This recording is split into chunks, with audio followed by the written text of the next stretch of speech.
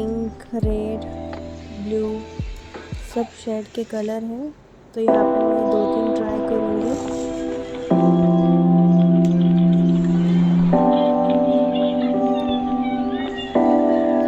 बहुत सॉफ्ट है, easy to sketch है। तो देखिए कितने प्यारे लग रहे हैं।